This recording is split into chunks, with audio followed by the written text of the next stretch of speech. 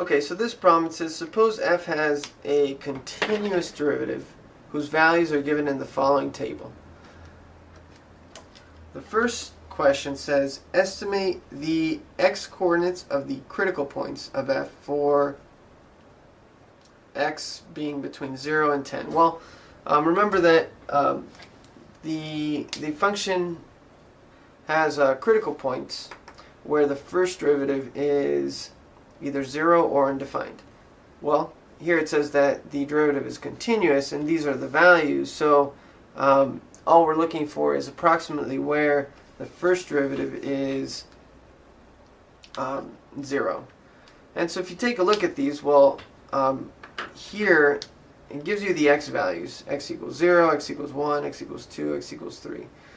And if we're looking for where the derivative is equal to 0, well, here it goes from 1 to negative 2, so it goes from positive to negative. That means that when x is approximately equal to somewhere between 2 and 3, well, let's just say 2.5, you're going to have a critical point. Okay, and then here it's negative, negative, and then now all of a sudden it becomes positive right here. Well, this would also be a critical point, right? Somewhere along the lines of 6.5. And if you keep looking, well, here it goes from positive to negative again. So this is also a critical point. So there's 3 critical points between 9 and 10, one between 6 and 7, one between 2 and 3. And we just approximate those as 2.5, 6.5, and 9.5. Okay, and then if we want to know whether it's a local maximum or a local minimum, well, remember that the first derivative tells you whether your function is increasing or decreasing. So remember that if the first derivative is positive, then your function is going to be increasing. If the first derivative is negative, then the original function is going to be decreasing. And so what that tells me is that if you take a look at here, why don't we put little arrows that tell us whether the function is increasing or decreasing. When x is equal to 0, since the derivative is positive, it's going to be increasing.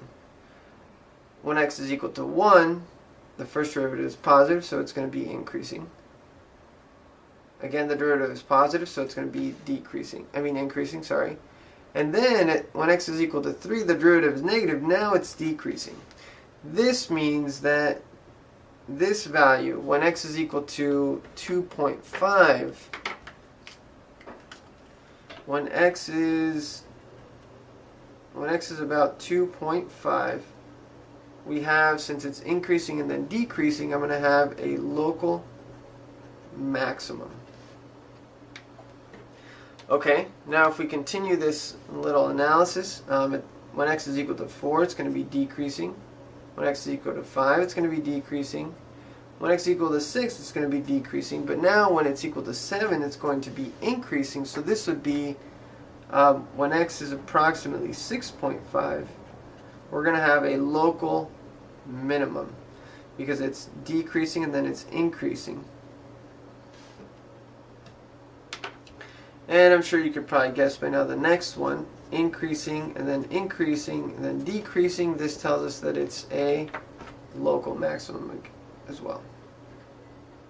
So when x is about 9.5, we have a local maximum. And that's it.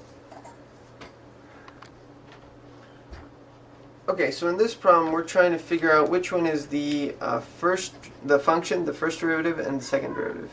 And the easiest way to tell is by taking a look, remembering what the let me zoom in on this one first, actually. If you take a look at where the original function has flat spots, you know that its derivative has to equals 0 there. So, for example, take a look at this flat spot right here. This one has. Notice that, so this is A. A has a flat spot here, here, and here. So its derivative would have to equal 0 at each one of those spots. So notice that B is equal to 0 here, but it's not equal to 0 right here. So B can't be the derivative of A. That wouldn't make sense.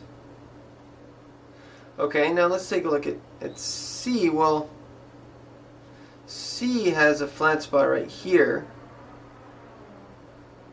and B is 0 right there. And that's the only place where it's equal to 0. And so that looks like it works. If maybe C is the original function, and then B would be its derivative. Now let's take a look. Let's see if A is the derivative of B. Well, B has a flat spot here and here, and then A is equal to 0 here and here. And so those match up. So that means C would be the original function, B would be the first derivative, and then A would be the second derivative. This goes against the original, the commonly misconceived notion that the derivative always has less, we'll call them squiggles, than the original function. That analysis only works for polynomials, not for every single kind of function. Okay, so let's do the other one.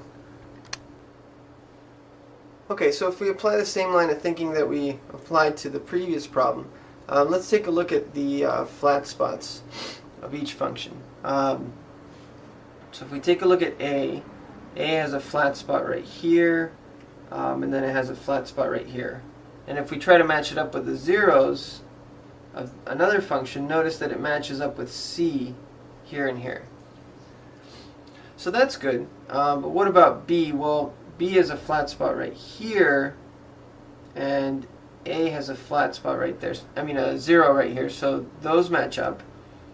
And then B, it's kind of hard to see, but it has a flat spot right here, matches up with A.